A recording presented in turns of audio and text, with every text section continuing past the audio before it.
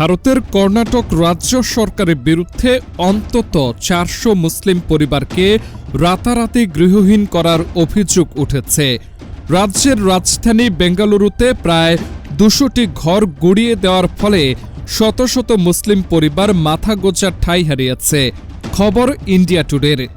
এই ঘটনাকে কেন্দ্র করে কর্ণাটকে ক্ষমতাসীন কংগ্রেস এবং কেরালার বামফ্রন্টের মধ্যে নজিরবিহীন বাকযুদ্ধ শুরু হয়েছে।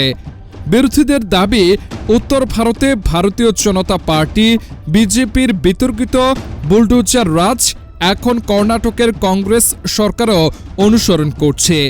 ভারতীয় সংবাদ মাধ্যমের প্রতিবেদনে বলা হয়, গত ২২শে ডিসেম্বর ভোর ৪টায় বেঙ্গালুরুর কোগিলু গ্রামের ফকির কলোনি ও ওয়াসিম লেআউটে উচ্ছেদ অভিযান চালায় Bengaluru solid waste management limited.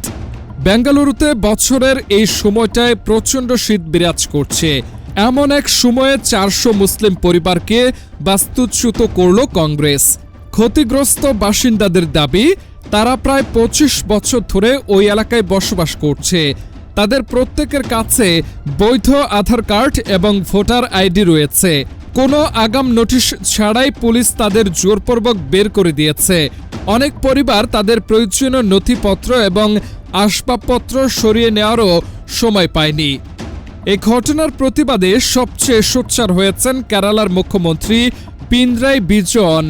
Congress সরকারের বিরুদ্ধে সংখ্যালঘু বিরোধী রাজনীতির অভিযোগ তুলে নিজের এক্স হ্যান্ডেলে লিখেছেন, দুঃখজনক, কর্ণাটকের কংগ্রেস সরকারের অধীনে এখন সংখ্যালঘু বিরোধী রাজনীতি বাস্তবায়িত হচ্ছে।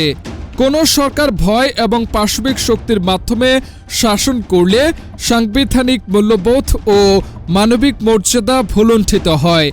ভারতের সাম্প্রতিক সময়ে সংখ্যালঘু নিপীড়নের ঘটনা আশঙ্কাজনক হারে বাড়ছে। বিজেপি শাসিত রাজ্যগুলোতে দেশটির বাংলাভাষী মুসলমানদের বাংলাদেশি আখ্যা দিয়ে পিটিয়ে মারা হচ্ছে। এছাড়া খ্রিস্টান সম্প্রদায়ের বড়দিনকে ঘিরেও দেশটিতে ব্যাপক ধ্বংসযজ্ঞ চালিয়েছে কট্টর হিন্দুত্ববাদী সংগঠনগুলো।